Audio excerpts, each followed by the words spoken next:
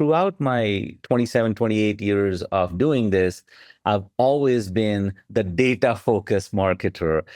So this is my way of saying is I love everything data and analytics. I've dedicated my professional life for the last 10 years specifically to that domain. But even prior to that, as a chief marketing officer, I saw the business side interact deeply with the data and technical side. So my entire career has been around solving business problems using high impact advanced analytics solution, but always rooted in deep business problems. And that is where I've been fortunate that I've been able to sit on both sides of the fence. Hi, everyone. This is Kaycee. I am your host, founder of Prometheum, the host of the Data Fabric Show.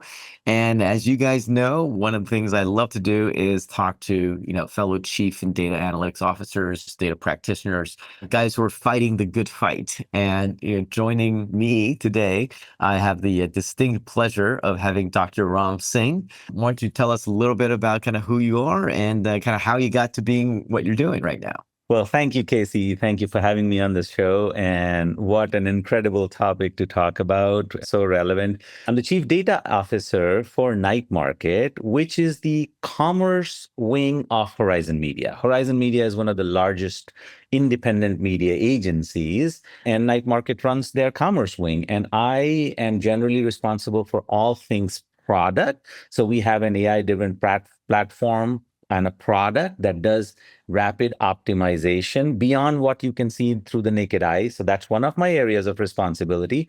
And then the other is I oversee all things advanced analytics across the organization. I am a recent member to Night Market. And prior to that, I was at Publicis doing something similar.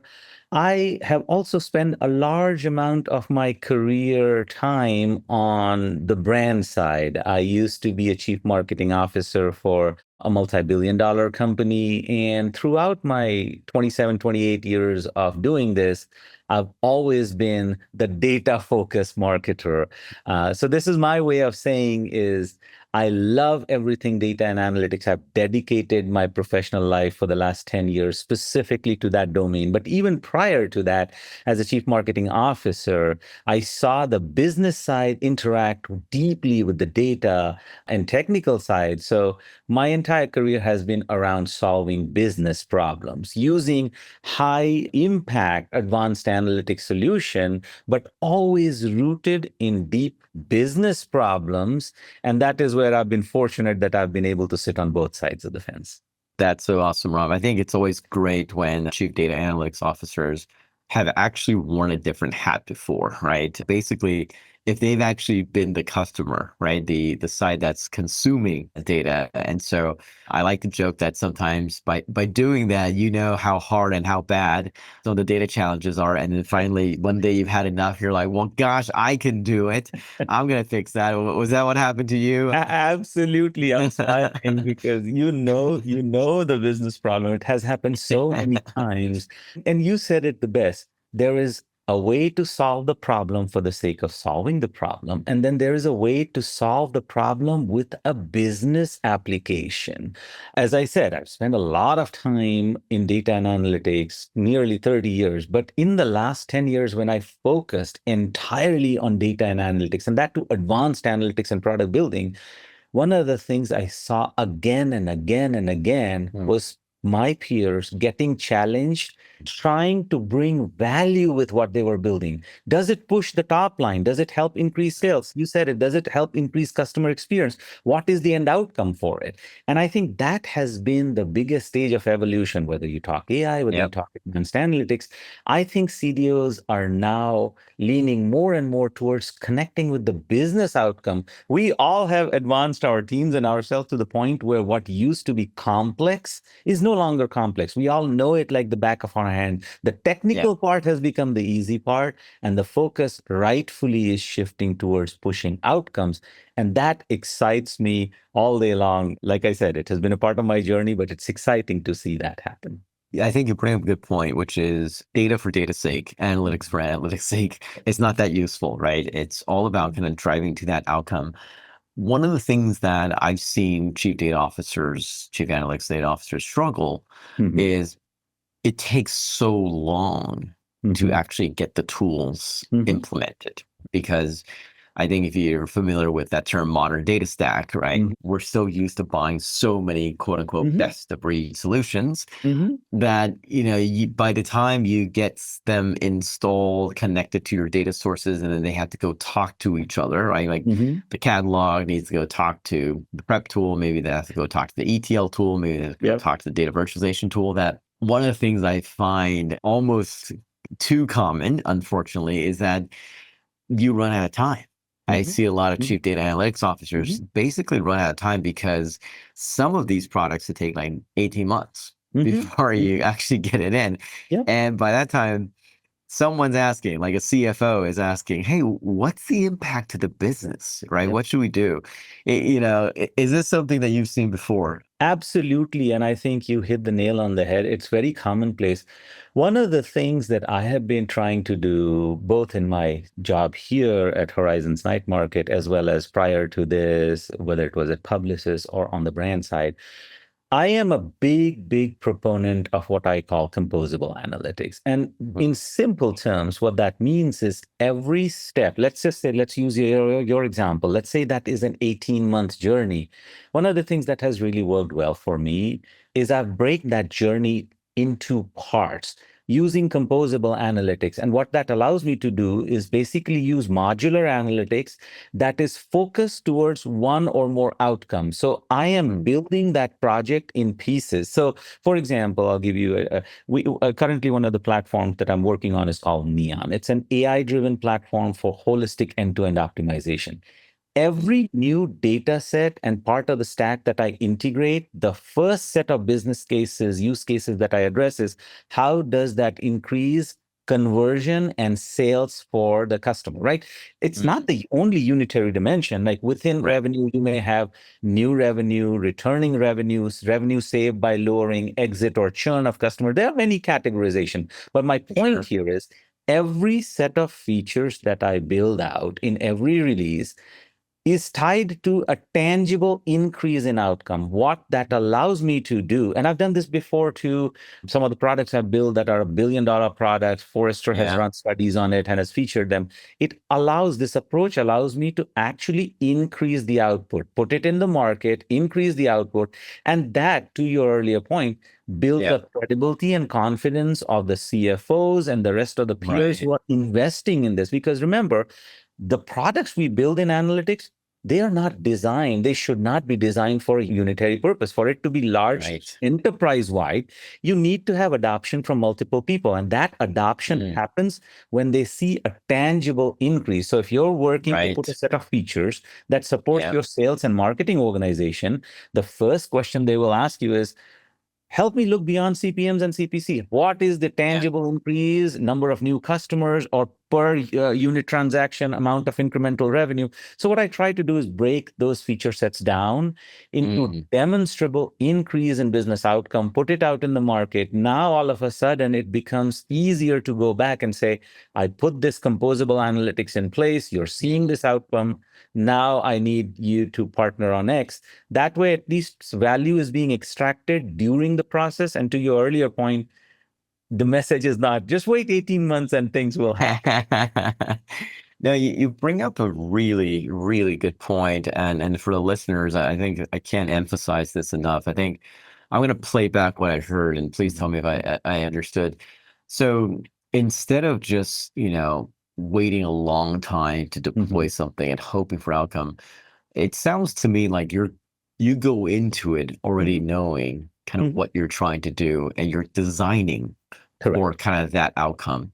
Yeah. And you're also kind of narrowing the scope, right, of what you're trying to do. So it Exactly. becomes a tangible, not only deliverable, but it's Yeah. also a tangible output. So you're not boiling the ocean, right? Correct. It's not Correct. something as high level as we're going to increase business agility, Correct. right? It's something very specific that you can point to, right? And I 100%. think that is actually a very important aspect because I believe in quick wins, and I believe that a Yes. lot of CDOs suffer because they don't get the quick wins. They try to do the big projects, Yes. which it's all cool, right? But I think what you're talking about definitely makes a lot of sense Yes. because you're giving the business a much easier to digest view of what Correct. it Correct. is that you're delivering Correct. because it's much more contained. The likelihood that you can actually deliver on Yes. time is a lot higher. And then the output of what it measures, right? The scope is very focused. Yes. So that's what I heard. Please tell me if I You misunderstood. you summarize it absolutely accurately what I was trying to say. Spot on, spot on. And one of the things that you just said that resonates so well is in that process. Look, there are a few companies. I'm by no means saying that this is this is etched in stone and should be the same follower. There are certain companies that come from a research background, OpenAI being Yeah. one of them. There are many of them who will realize that their small size is still many months, if not years. I get that. But for Yeah. most of us in the mainstream of business who are trying to keep our business pushing up while making investment, that timeline doesn't always have to be 9 months, 18 months. You can Right. extract value in smaller increments. And the big thing that happens is you build business teams, the other teams that you're working with, as strong advocates and partners because they're seeing the tangible Yeah. value. The product that I was Right. describing, as you accurately summarized, that is getting used while it's being built. And Yeah. that in itself is a very You're powerful you're force you're because, getting that yeah, active engagement. And yes, so you don't yes, have to wait until you finish exactly. something to get buy-in.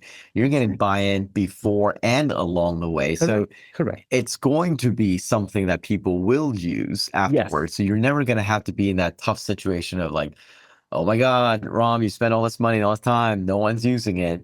So that I think is this, number one, I commend you because I think that is a very desirable skill. And it's one that I find a lot of data leaders don't have, right? I find a lot of data leaders are amazing, amazing data pros, amazing technologists, or some of them have great vision, Yes. but I always say vision has to meet execution someday, right? And the execution I find is always the hard part is it's people, right? It's getting the change management, it's getting people buy-in adoption. And so I think you bring up a fantastic point, Ron, which is don't wait till the end, Yes. right? And don't assume because you have it at the beginning Yes. of the project that it's magically just going to Correct. be there because things change, organizations change, right? And so you're talking about, hey, I'm going to deliver this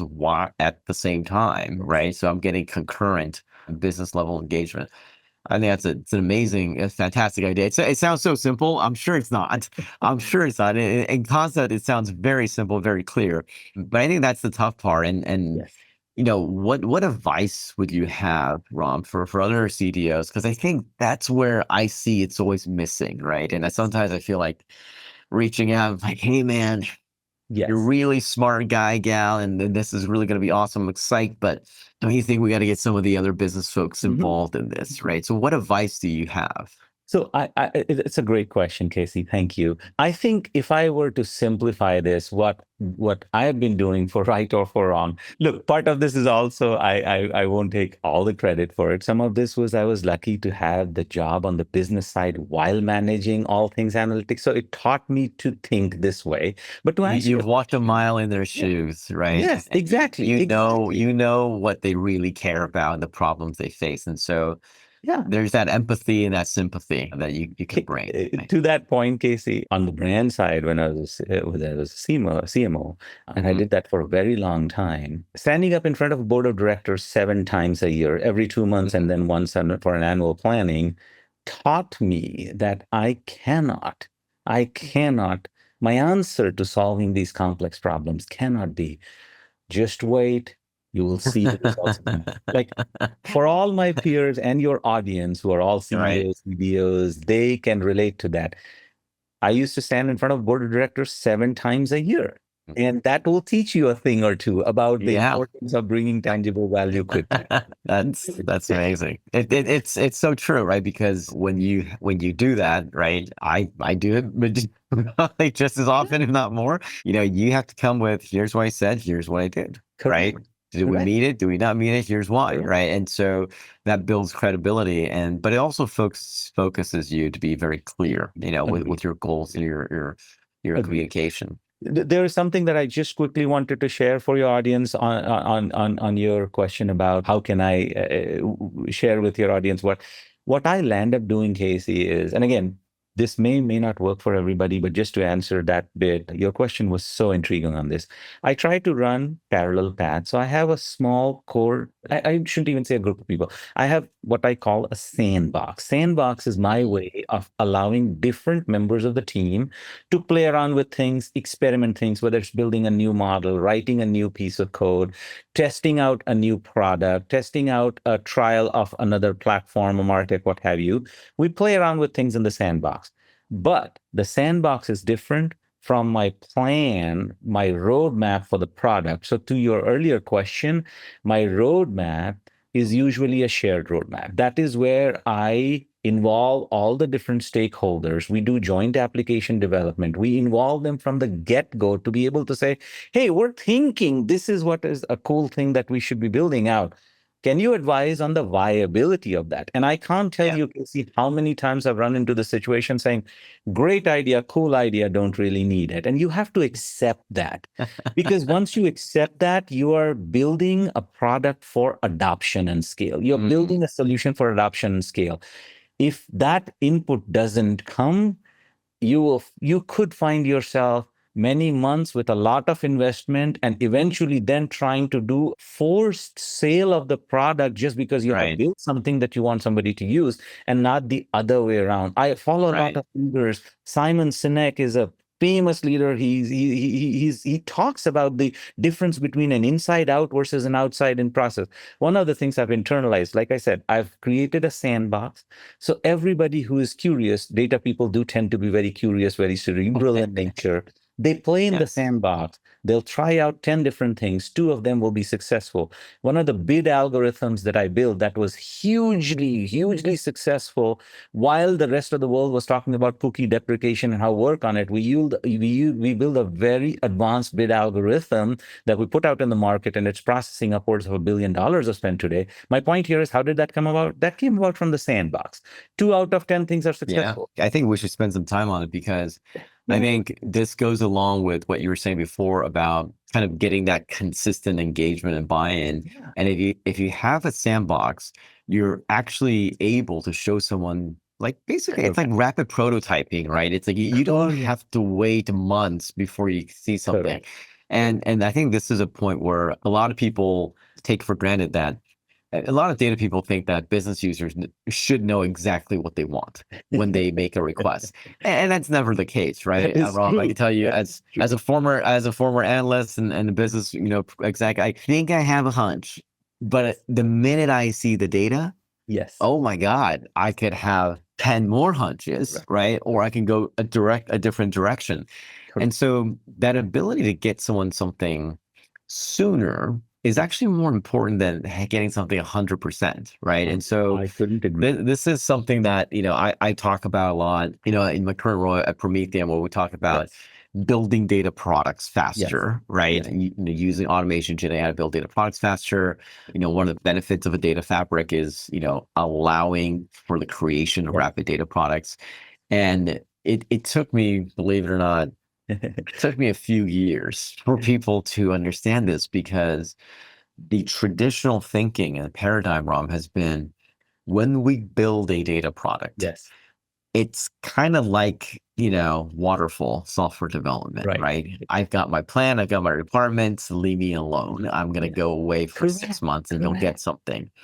But we all know what happened to waterfall, right? We Yep. we started Yep. adopting agile, we started having, daily Yep. scrum meetings and so forth. Yep. And so this brings up this concept of building data products, as a product, right? Yes. Data as a product, this notion of, well, if these things are going to be consumed and used, shouldn't we productize the process, right? Correct. Correct. have a consistent, uniform way of building, but also have this rapid check-in, and Yes. you can see what you're doing in the meantime. And to me, I think that is so important. And that's one of the things that I always try to preach is, look, we all know the work it takes to get to Yes. 100%, Yeah. but why do that unless you're sure that Correct. this is Correct. 100% what people Correct. want?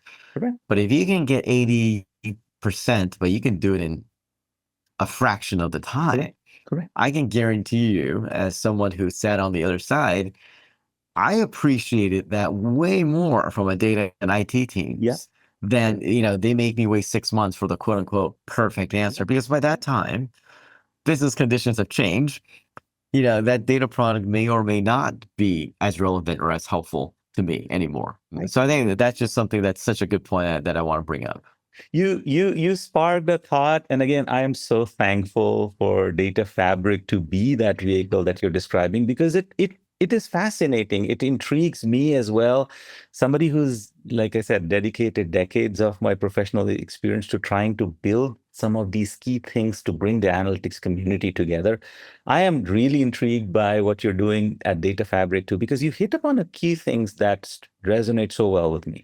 That rapid prototyping that you're describing, and if I were to use in my context like a sandbox for that, right? It Hmm. does a couple of things. One is exactly like you said, it is able to bite-size the value creation and have people accept it. The second thing with that rapid prototyping sandbox allows you to do is you'll be surprised how many times you'll find use cases for a solution that you didn't think about. I remember distinctly one of the sandbox models we were playing with, without going into too much details, is a way of seeking out local maxima and minima. The problem there was more trying to maximize revenue or minimize cost. A simple problem.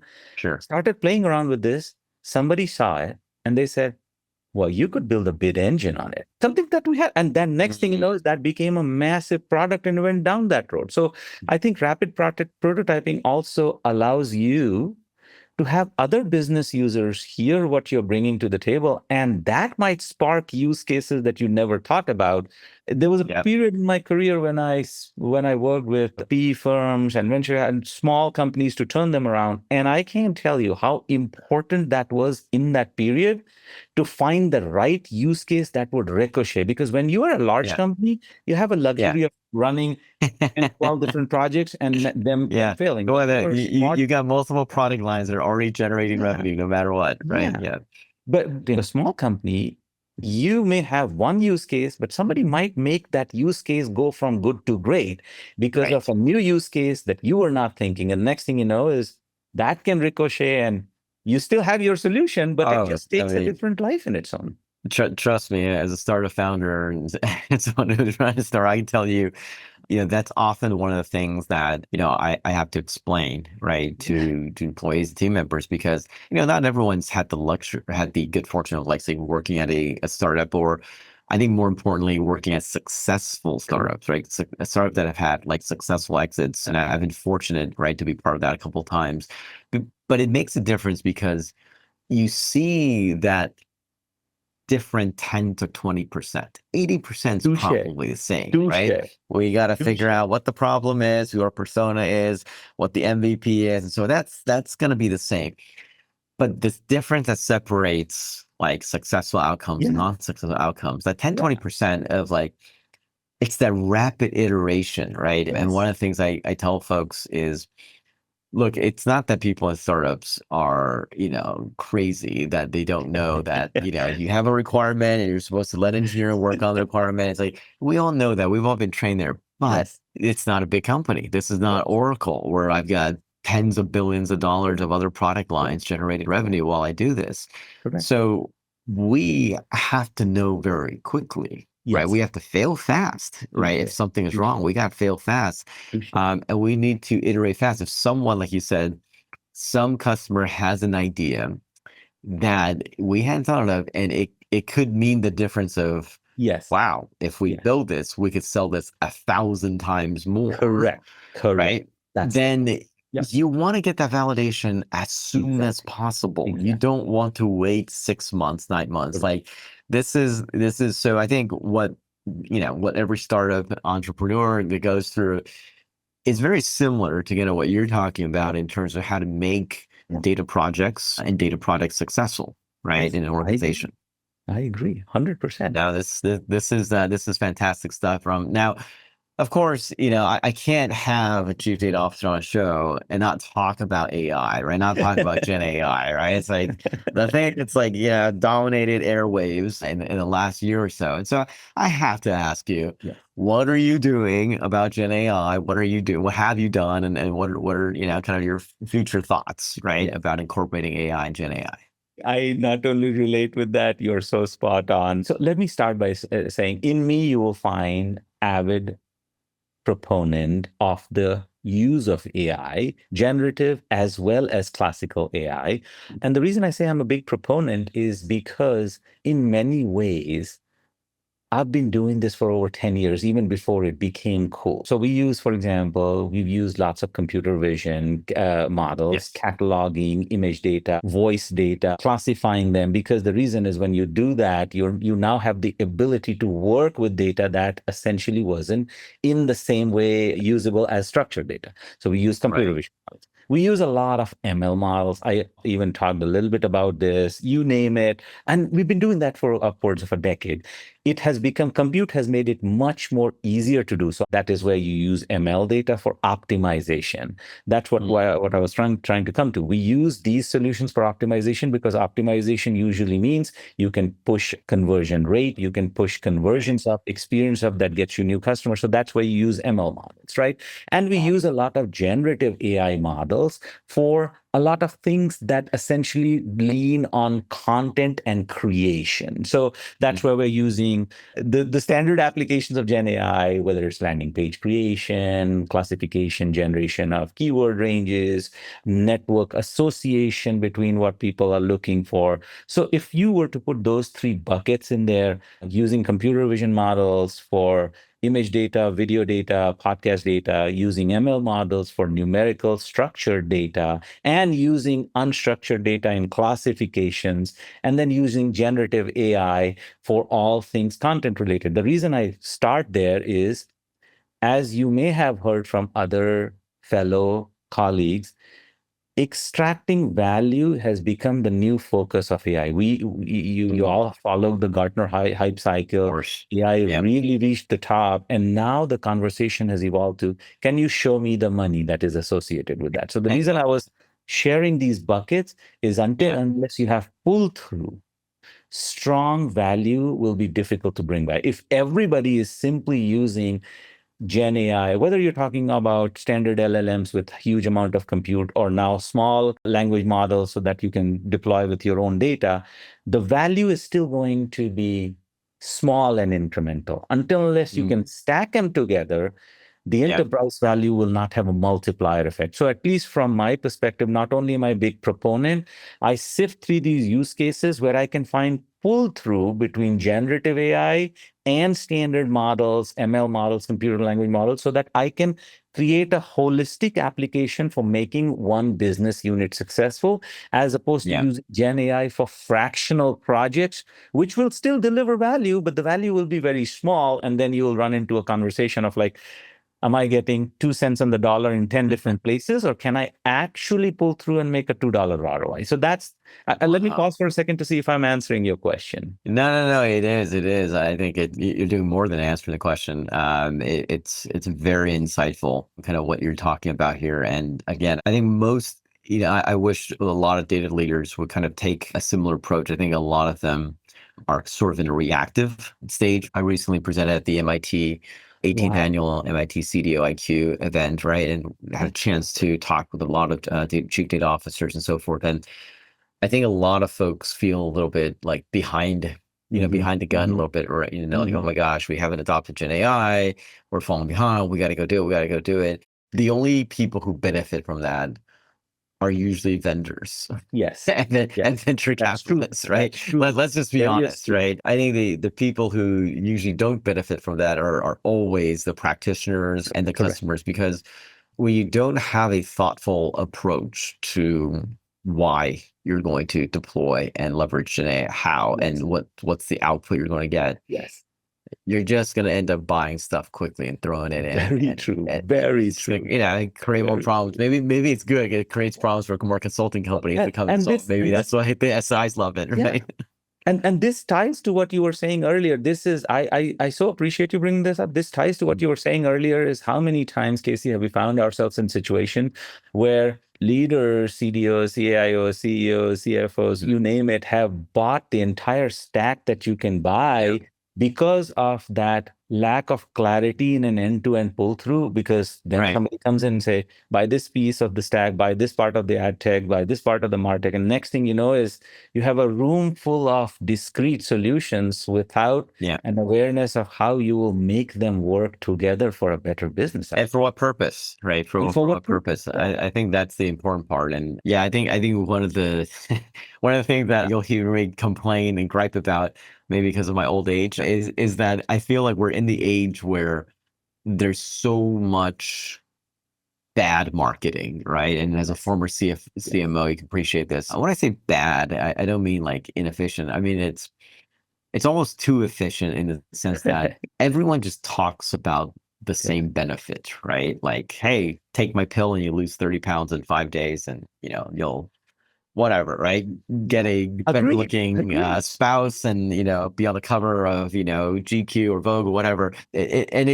Everyone talks about it and everyone talks messages just the outcome to the point where number one, I think there's almost no differentiation Yes. if you're just Yes. Very looking at true. websites, right? And number two is it makes it very hard Yes. for customers to actually sift through all that nonsense and Yes. say, what 100%. does this really mean? And Correct. for me, I think the part that I vehemently disagree with is that some vendors, kind of go beyond. I mean, everyone likes to, stretch things a little bit in marketing. And some vendors go to a point where it's flat out lies, but they do it because Correct. it'll grab eyeballs and Correct. attentions. Correct. But that wastes a lot of people's time. Imagine Yes. if you're a customer and you have to spend 6 months Correct. with that Correct. vendor, figuring it out and realize, oh my God, you totally Yeah. don't do what you say you're going to do. And so I think we're in this weird age where, back in the early 2000s, late 90s, right? When people marketed a term, Yes. everyone at least agreed that's what that term I meant. 100%. Right? Like 100%. when you said this is what a data mart is, this is Yeah. what a database, this is a Yeah. data warehouse, Yep. this is a SAN, and this is fiber channel, or whatever. There wasn't 30 different definitions. There wasn't like, well, Correct. we could be fiber channel if no. You either are or you're not, right? Agreed. You either are a data warehouse in which you store and you process queries and Yeah. compute, or you're not. Yes. These days, Rob, I find people just see whatever term is hot. They'll take it and they'll throw it. I mean, look, let's Correct. take a look at data fabric, for Correct. example, right? Correct. Once data fabric became kind of the cool new hot thing, Gartner was Mm-hmm. pushing it, Microsoft Mm-hmm. has made a big splash around it. I can't tell you the number of vendors who magically had Exactly. data fabric just Mm-hmm. instantly popped up, right? And it's the same product, lipstick on a pig. Yeah. Yep. But, Yep. again, I find it annoying, but I can't imagine if I were a customer.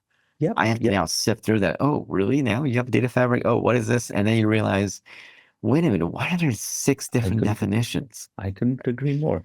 I think you said something that resonates so well, and it has been one of those things that not has only has been a learning for me, but I also try to socialize. Just like you're taking this good fight, and I'm genuinely happy that you are, Casey, because I am also in some sense doing the exact same thing, Mm, trying to talk to my peers and partners in terms of like when you have ambiguity, when yeah, you cannot answer a simple question of what do you think this means and how does this benefit your business, when that answer becomes a very long non-defined mm, answer, usually that means you will have point providers jump in and say, I solved this part right, of the problem, I solved this part of the problem, I solved this part of the problem. Next thing you know is because you don't have a defined vision. I mean, right, for you, you'll land up buying a bag full of products that may be, to right, your point, they may be lipstick on a pig, they may solve point solutions, but none of them is eventually trying to fill the gap that is your primary area of business, which is take analytics, data as a product, and deliver in terms of what the business, whether it's earnings per share, whether it's revenue, whether it's, you're still going to find yourself void. What you've just done is given an into a multiple different entry points for people selling either promises or point solutions. That was Yeah. not what you needed to begin with. So No, I no, appreciate the I absolutely. appreciate the call that you're on, because I think this is the blind side that a lot of CDOs are working through. I mean, I feel for them because if you had to look at everything that's out there and they Yeah, all kind of look the same and they all yeah, kind of say the same, and if you yourself don't have the capabilities to go yeah, deep, or yeah, you don't have the team that can go deep for you, then I think a lot of them kind of get taken advantage of, right? And they might lean on, SIs, for example, who, yeah, it's as much as I love the next SI, I think like there's an agenda, right? They make money by selling you services, right? correct, And so correct. you have to kind of think about that, like, well, if there's a solution that require no services, would my SI still still Yeah, push that? yeah, Just to be very frank, right? And so I feel like sometimes the CDOs may be led astray, yes, right? And agreed. so this is where like I really appreciate having just very open and candid Yes, conversations with customer CDOs, and like I'm the first guy to say like I don't do this, but I have some insight into this because it could correct. be something I did in my past, or I know somebody. I'm going to connect you guys because I want you to be educated. I want you to Yeah, make informed yeah. decisions. And it's just, or they might come to me and say, "Hey, so and so told me they could do X, Y, Z," and I'll be like, "All right, let's grab a beer because I'm about to tell you how much of that is reality, right? And it's going to be very little." You strike a chord with me with what you were saying, because part of when I am working through these things, and your question earlier about AI, right? What you were saying and your question about earlier about AI, when I'm processing all of these things, one of the things I try to share with my colleagues who are in a similar boat is there are certain ways in which you're going to have to challenge your thinking. We all got here and evolved the industry to this point because of a certain way we were thinking, but we are at a crossroad. I'll give you an example, right? A lot of us have taken on massive infrastructure projects, building Mhm. pipelines, accumulating data, whether you're using Fabric, whether you're using a Yeah. data mesh, whatever construct you're using, whether it's Yeah. democratized data, centralized data, publishing metadata so that you can bring Yeah. data pieces together, whatever. We've taken on all these projects, right? If you take yourself a step removed from that, Hmm. why did we do that? Well, we wanted to get a better insight into the data. What does that mean? Well, we've tried to bring all of this data together because we've been trying to report on summarizations. We're trying to bring it all together and say, this is what the data suggests. Well, going forward, guess what? You're going to have to change that thinking, because when you invested this much, you brought different data pieces together and you're using 10% of their data to build Yeah. summarizations. That's not the way AI will make you work. AI will want to use the rest of that data that you're essentially Correct. throwing away today, right? Which Correct. No, also that's a means, very fascinating point. right? Yeah. Think about it. You just made this investment only to use 10% of that return. Second thing of that is, I'm sure you've heard other CDOs say this, when you're following your traditional approach, you're trying to justify a certain action that was taken. Right. When you let Right. any, whether it's generative or ML Right. models or any regenerative back propagating model, are you ready for the surprise that it may give you? You're Mhm. expecting an answer based Yeah. on your investment. The answer could be entirely different. What are you going to do about that? You're going to Right. dismiss it off by saying that this is a wrong observation. Like, it's fundamentally that. And I'll pause for this thing. Another example would be, we're so used to drawing insights out of the data. Oftentimes, we'll Yeah. analyze the data and speak about the insight. Well, if you're running a neural network that has 10 different layers and each layer has 50 nodes on it, you're not going to be able to explain why something happened. So, in some sense, you have to rely. But you Like, got a lot of good processing. You got a lot of GPUs. You exactly. Like, got if you were in a yeah. sandstorm, Casey, your eyes Yeah. would close if you had wind and sand coming at you. You don't Yeah. ask the question saying which brain cell fired, what was the insight behind that synapse, which muscle moved, and why did I close my eyes? Right. You close your eyes and you protect it, and that's the right Yeah. outcome. So my point here is, these two things that you were talking about, they will they will almost require CDOs to think a little differently. And I Yeah. think that will define the distinction between successful implementation versus not so much. Yeah, no, I couldn't agree with you more. By the way, Ram, I don't know if you already do it, but I think the MIT CDO IQ organization, like they have like these kind of CDO training courses and so forth. I think you should sign up and, I and will. instruct I a will. course. You're I think making. because I really think there's a lot of valuable lessons that you're talking about that I believe, if we can help our fellow CDOs kind of avoid some of these pitfalls, everyone can be a lot more successful, right? Yes. And again, it's rough out there, it's hard out there. And so if you can learn from folks who Yes. have taken kind of the successful approaches that Yes. you have, I think it would definitely go a long way. So, we're coming up on top of the hour. I feel like I can keep talking to you for another 3 hours. So really, really thoroughly enjoyed it. And, I'm probably going to have you come back for another session, another follow up. And that's how much I really enjoyed the session.